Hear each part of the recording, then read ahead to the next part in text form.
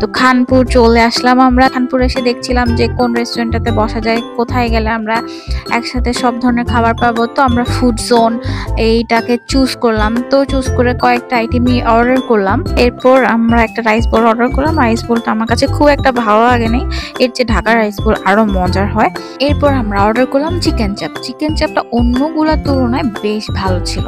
এরপর আমরা অর্ডার করলাম মিট বক্স। মিট বক্সটা একদমই খাওয়ার মতো অবস্থা ছিল না, একটু মজা ছিল না। যে সসটা দিয়েছিল জাস্ট নর্মাল একটা মায়োনিজ দিয়ে দিয়েছিল। ওভারঅল এই ফুড কোর্টে খাবারের এক্সপিরিয়েন্স আমাদের খুব একটা ভালো ছিল না। সো রুহি এখন নতুন নতুন ভিডিও করা শিখেছে, তো আমাকে বলছিল আপা আমি একটু ভিডিও করি, আমাকে দাও। তো ওকে দিলাম, সে এখন নিজে নিজে ভিডিও করছে। ভিডিওটা আরো বড় ছিল, এটা আর আমি দিলাম না। তো এরপরে রুহি বলছে যে সে নাকি আমার চুল বেঁধে দিবে, মানে এইখানে বসেই সে আমার চুল বাঁধা শুরু করলো। এর মধ্যে আমার আঙ্কেলের একটা ফ্রেন্ড আসলো, ওদের সাথে ওরা কথা বলছিল আর আমরা 3 বোন এখানে টাইম স্পেন্ড করছিলাম। রেস্টুরেন্টে এসেও রুহি ছাড়লো না আমাকে।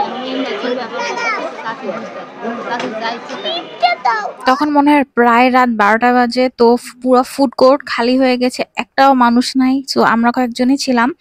তো আমরা জাস্ট এখানে পুরোটা খালি রাস্তা পেয়ে হাঁটাহাঁটি করছিলাম, নিজেরা টাইম স্পেন্ড করছিলাম।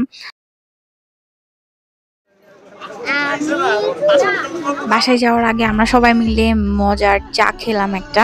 এরপর গাড়িতে রুহির ডান্স দেখতে দেখতে বাসায় গেলাম। সেদিনের দিনটা খুবই ভালো কাটলো।